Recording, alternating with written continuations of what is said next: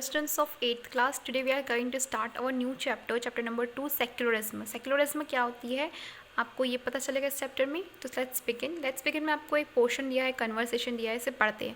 This is the plan for the next school campus. It will have all the facilities for the teachers and students. यहाँ पे क्या हो रहा है, एक स्कूल प्लान डिस्कस किया जा रहा है बोर्ड मीटिंग्स में.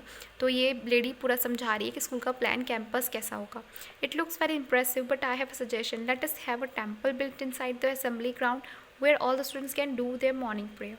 अब यहाँ पे एक बंदा क्या बोल रहा है, एक सर बोल रहे हैं कि हम चाहते हैं कि यहाँ पर क्यों ना हम यहाँ पे एक इम्प्रेसिव सा आइडिया लगाते हैं कि क्यों ना हम इसके कैंपस में एक मंदिर बनाएं, जिससे क्या होगा, सब बच्चों को प्रेयर करने की सीख मिलेगी.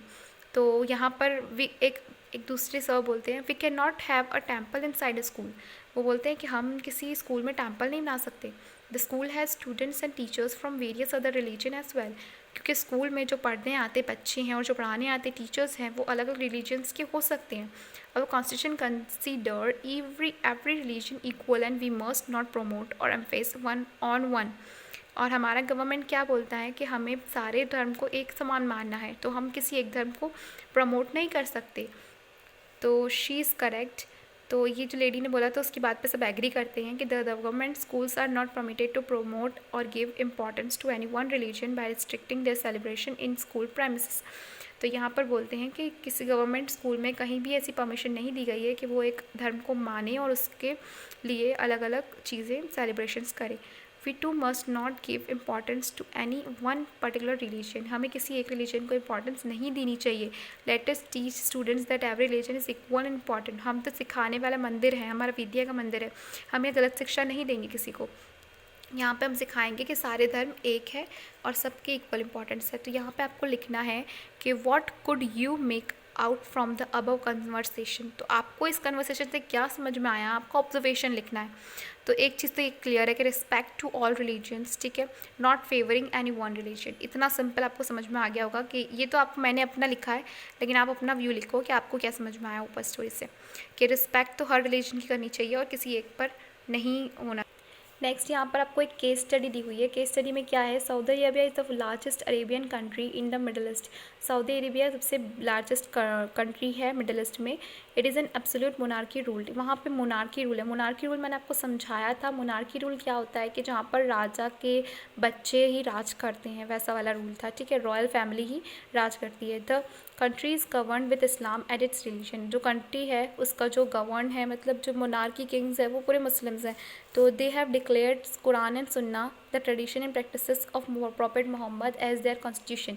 और उन्होंने क्या किया कि अपने ही धर्म को सिर्फ़ और सिर्फ माने रखा कि उस प्लेस पे सिर्फ़ और सिर्फ एक ही धर्म चलेगा, कुरान और सुन्ना चलेगा, जो कि हम यहाँ पर सिर्फ़ और सिर्फ सबको एक ही धर्म को अपनाना है, जो है प्रॉफेट मोहम्मद ने कह के गए थे. They do not have any other written constitution to follow. और उनके पास कोई और दूसरा रिटर्न कॉन्स्टिट्यूशन नहीं है, केवल जो इन्होंने लिखकर जो गए थे हम उसी को फॉलो करेंगे. The government here does not allow public practice. और यहाँ पर गवर्नमेंट किसी को अलाउड नहीं करती कि कोई और धर्म का यहाँ पर रहे या उसे माने या उधर. आपको ये भी पता होगा कि सऊदी अरेबिया में कोई भी एक टेम्पल क्रिश्चियंस का कुछ भी वर्शिप. द गवर्नमेंट ये डज़ नॉट अलाउ प्रैक्टिसेस, ठीक है. तो एनी काइंड ऑफ वहाँ पर कोई भी आपको मंदिर नहीं मिलेगा, वहाँ पे कोई भी आपको क्रिश्चियन का चर्च नहीं मिलेगा. वहाँ सिर्फ इस्लामिक लोग मिलेंगे और वहाँ पे आपको सिर्फ इस्लामिक जगह ही मिलेगी. पीपल फॉलोइंग अदर रिलीजन, जो इस्लाम के अलावा वहाँ पर जो है वहाँ पे कोई परमिशन नहीं है किसी और चीज़ को बिल्ट करने की और प्रे करने की. अगर ऐसा वहाँ करता है तो वहाँ पर सज़ा भी मुकर्रर है उसके लिए. तो यहाँ पर आपको ये सब लिखना है. फिर यहाँ पे do you support the policies of Saudi Arabia. क्या आप इसको सपोर्ट करते हो, और अगर करते हो तो क्यों, अगर नहीं करते हो तो क्यों. सेक्युलरिज्म क्या होता है. सेक्युलरिज्म एक चीज़ होती है, एक बिलीफ होती है रिलीजियस की. Democratic government that are dominant in the world scenario believe that the freedom to follow one's religion one owns religion and equal rights and justice to this citizens. Secularism ये कहलाता है कि किसी भी democratic government जो कि एक बहुत ज़्यादा पावर रखता हो, वो अपने राज्य में केवल और केवल किसी वंस ओन रिलीजन्स के इक्वल राइट्स, सब मतलब सबको, किसी भी धर्म को, जाति का किसी का भी भेद ना करके सबको इक्वल राइट्स दे और सब सिटीजन्स को जस्टिस दे. Most of the world societies believe that secularism is also leads to the economic development of the country. और बहुत सारे लोग ऐसा मानते भी हैं और ये प्रूवन भी है कि जितनी भी बड़ी बड़ी कंट्रीज़ जो डेवलप्ड है वहाँ सेक्युलरिज्म है. मतलब वहाँ पे किसी भी एक धर्म को मानने वाले लोग नहीं रहते. वहाँ पर सबकी रिस्पेक्ट की जाती है, और वही कंट्री क्या होती है, डेवलप होती है. A secular country does not have any official religion and they stay away from making laws that are influenced by religion. और सेक्युलरिज्म क्या करती है, इन सब मैटर से दूर रहती है कि किसी एक रिलीजन को ऑफिशियल कर दे, इन सब मैटर से दूर रहती है और अपना ही सिर्फ काम करती है. आगे separation of religion and state. A state here is used as a political term that is represented by independent people occupying a definite territory. ठीक है, स्टेट वो होता है जिसके इंडिपेंडेंट पीपल हो, जहाँ पर वो डेफिनेट टेरिटरी बनाए. Country has innumerable people that follow different religious. और कंट्री के इम्यूनरेबल यानी डिफरेंट, बहुत सारे अनगिनत इन्फिनिटी लोग हैं जो डिफरेंट रिलीजियस को मानते हैं. Imagine the consequences if the religion of the majority और powerful is given official recognition. आप खुद इमेजिन करो कि अगर किसी एक रिलीजन को हम ऑफिशियल पावर्स दे दें, सब कुछ दे दें, तो वो क्या होगा. Religion is a powerful force that has resulted in conflicts through out the world. इससे क्या होगा और कुछ नहीं होगा, इससे क्या होगा, कॉन्फ्लिक्ट्स बढ़ेगी, इससे लड़ाई झगड़े ही बढ़ेंगे. It is easier to understand the consequences of interference of religion in a state with the following example. अब यहाँ पे आपको एक एग्जाम्पल दिया है, ठीक है. In the medieval age Christianity was adopt throughout Europe. क्या हुआ था, यूरोप में क्रिश्चियनिटी को अडॉप्ट कर लिया गया था. It become most important for the church to protect the religion and their centre of faith in the city of Jerusalem. एक जेरूसलम सिटी है, वहाँ पर इससे चर्च को प्रोटेक्ट किया जाता था और रिलीजन को बचाया जाता था. किससे, the king and the laws of the church came into conflict many times. In the early Middle Age, the Arab took control of Jerusalem, the whole city of Muslims, Christians and Jews. It was declared by the Arabs that Jerusalem was no longer a religious center for Christianity and Judaism. अब यहाँ पे क्या हुआ, बहुत साल पहले एक king आया, उसने क्या किया, किंग ऑफ अरेबिया, उसने क्या किया, अरब के किंग ने वो पूरी जो चर्च थी उस पर कब्ज़ा कर लिया, और कब्ज़ा करने के बाद वहाँ पर पूरा तरह से मुस्लिमों का राज कर दिया. ठीक है, वहाँ पे जितने भी क्रिश्चियन और जूस थे उन सबको ज़बरदस्ती धर्म परिवर्तन करवाया, और वहाँ पे अब कोई भी क्रिश्चियन और जुडाइज्म नहीं है. जुडाइज्म एक कास्ट का नाम है. The church decided to act feeling that it was its duty to protect its holy city. और चर्च ने क्या किया, ये समझा कि हम लोगों का ये अधिकार है और हम लोगों का ड्यूटी है कि हम लोगों को अपना होली प्लेस को सेफ रखना है.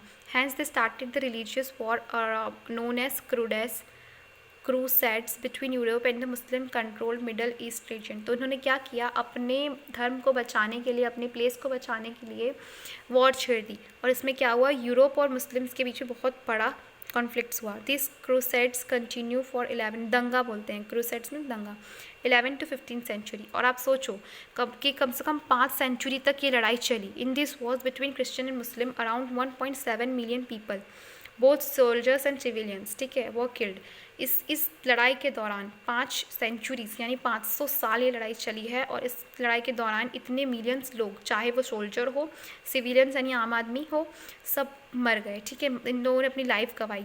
The cause of this huge devastation was the religion and the state loss. और इसका सबसे बड़ा जो रीज़न था वो था रिलीजन और स्टेट लॉस, जो स्टेट लॉस लोगों के द्वारा बनाए गए. When any state is controlled by rulers that are intolerant towards the other religious communities. तो ये एग्जाम्पल आपको ये समझाने के लिए दिया गया था कि देखो अगर ऐसा कुछ होता है कि सिर्फ एक धर्म को मानने के लिए सबको फोर्स किया जाए तो ये क्राइसिस भी खड़े हो सकते हैं. ऐसा भी हो सकता है कि आपको आपकी लाइफ गंवानी पड़े इस छोटे से मैटर को लेकर, क्योंकि ये बहुत बड़ी दिक्कत नहीं थी. अगर वहाँ सेक्युलरिज्म होती, सारे धर्म की इज्जत करी जाती, तो फिर ये मुद्दा उठता ही नहीं. In democracies, if there is religious interference by the government, if violates the right to equality and justice. और डेमोक्रेसी इस सब को विरुद्ध है, वो हमेशा लोगों के साथ एकता के साथ और समानता के साथ डील करते आया है. Here we come to our homework portion. Homework में आपको लेट्स ट्राई 1 करना है. पहले क्वेश्चन में आपको सेक्युलरिज्म समझाना है, दूसरे क्वेश्चन में आपको separation of religion and state समझाना है, और तीसरे क्वेश्चन में आपको बताना है कि सेपरेशन ऑफ रिलीजन और स्टेट नेसेसरी क्यों है, उसको रीज़न देके सपोर्ट कीजिए. India is a secular country, ये आपको पता है. गिव रियल लाइफ ऑब्जर्वेशन और example about your own country. यहाँ पर आपको ऐसा कोई एग्जाम्पल याद हो जो हमारे सेक्युलरिज्म को शो करता हो, इस सेंटेंस को सेटिस्फाई करता हो, तो वो आपको अपने खुद के ऊपर है, ये आपको लिखना है. फिर ये डिबेट है, आपको ये टॉपिक दिया है, इस पे करना है. Okay, goodbye all of you. इतना होमवर्क आप सेंड कर देंगे.